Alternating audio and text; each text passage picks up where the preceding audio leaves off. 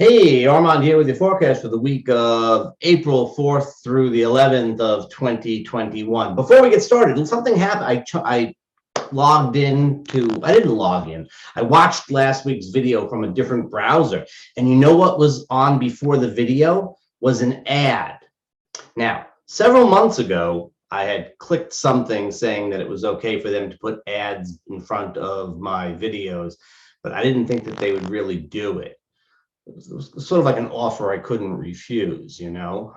So if there are ads up there now, when you go to watch the video, I'm sorry, or if it's annoying, or maybe they're good ads. Sometimes I watch the ads, sometimes they're good, but I don't have anything to do with it. I suppose I should figure out how to monetize and make some money off of it. And after several months of people watching my videos, I should probably have enough for a slice of pizza or something like that, which I do not disparage. That's not bad. But just so you know, until further notice, they're not my ads. Well, they're never going to be my ads. So this week we are coming into the new moon. Actually, the new moon is on Sunday, April 11th. It's in the sign of Aries, and that is the beginning new moon of the year. It is the big new moon of the year because the solar cycle, we consider sort of beginning at Aries, is just taking off, and the lunar cycle is just taking off. So the Aries new moon is really the official, it's like the fifth official new year that we have, but it's the last one. You know, I mean, we have the Aries ingress in March, we have Chinese New Year, we have New Year. Before that, we had, if you want to count Rosh Hashanah, it's the end of it's a little hard for me to understand, but that's a new year too. This is the last new year that we get. This is for sure, it's the new year. So it's a great time of beginnings. Pulling out of the new moon next week is really the time when things begin. But this week, not so much. This is another one of those times when we have the active new moon. New moon is usually quiet. The moon is getting closer to the sun. It's the end of the cycle. You know, it's 5 o'clock, quitting time. You go home, you relax. It's that kind of energy.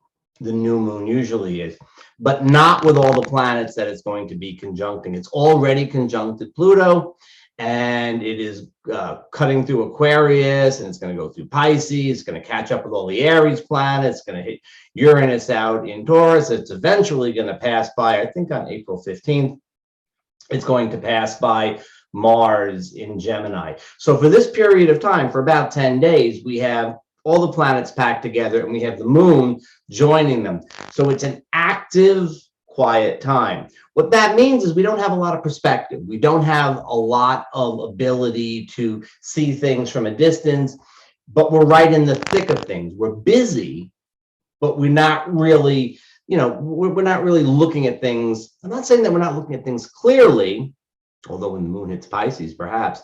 But what we're looking at now is a point in time where we don't have a good amount of perspective. It's whenever you're really busy, you're doing things, they're coming in, and you deal with this and you deal with that, and out it goes. And at the end of the day, you say, "Oh, look at all I did." It's that kind of energy that we have for the next week, for sure. Even coming into the Aries new moon, I would say that the way to take advantage of this is to be busy, not start new projects. It is a great time to finish up on old projects. It is a good time to connect with people that can help you to bring things to a conclusion. When the moon is in Pisces, which is going to be really midweek through the end of the week, then you might want to Thursday, Friday type of time, Wednesday, Thursday, Friday. You might want to think about it as being a little, Thursday, Friday. You might want to think about it as being a little bit more of a let go, just let things happen type of time. Serendipitous, take that as like your new moon kind of feel of, going within, meditating, watching movies, having a cocktail, something along those lines. But the beginning part of the week, definitely can use it for quite a bit of things. If you need to be busy on Thursday, Friday, you can still do it. May have a little trouble getting traction, but maybe not that much traction. When we get to the weekend, it's that very busy kind of thing. It's the new moon, but it's busy. And it is, again, it's a little hard to sort out. Lots of stuff happening. New moons are not great social times, but when the moon is meeting up with all the planets, it makes you kind of want to connect with people. So, and it's the pandemic and all that. So, you get that sorted, but you get the basic idea.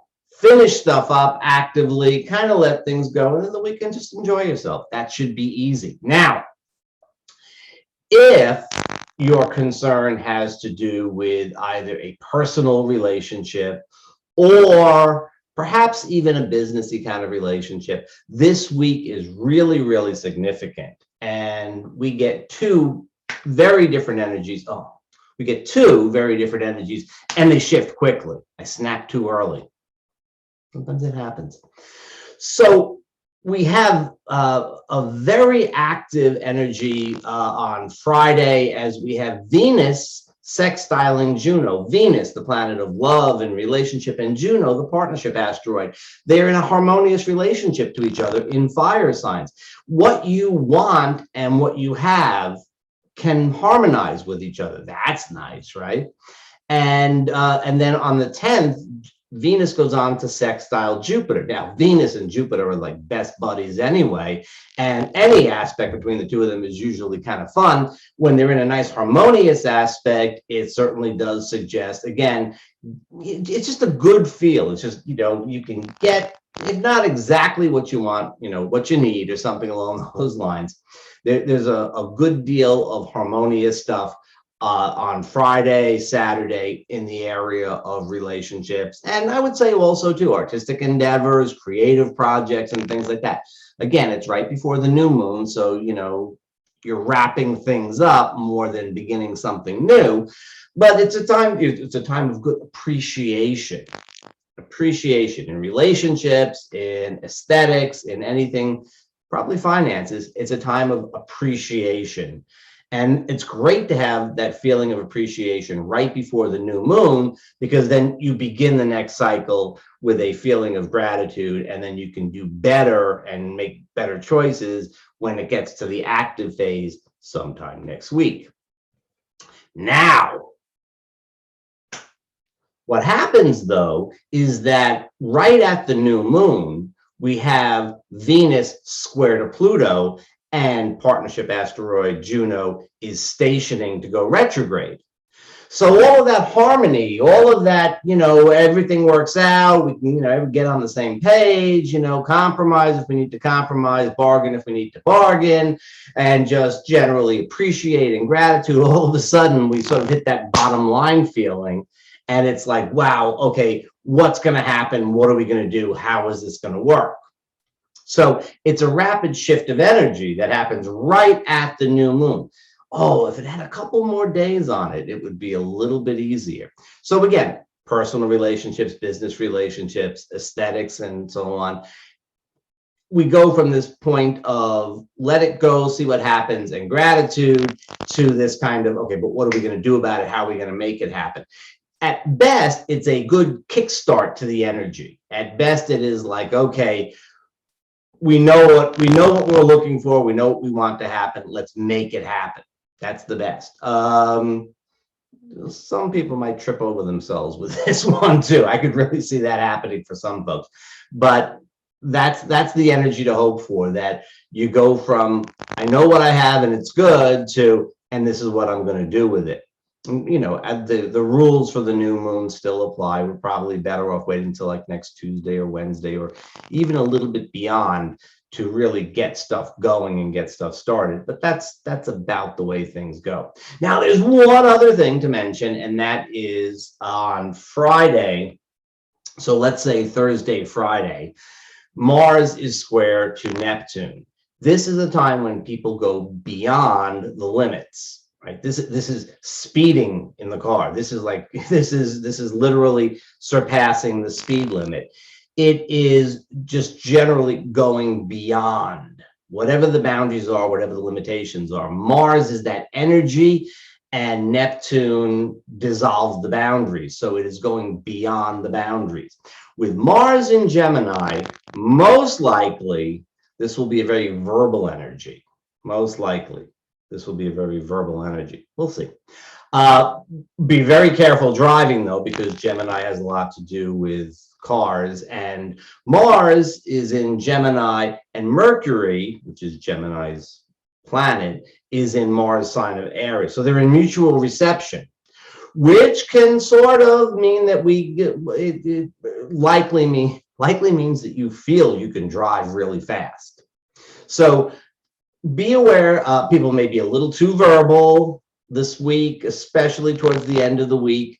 And again, the moon is in Pisces, so it has that vibe of, just let things go.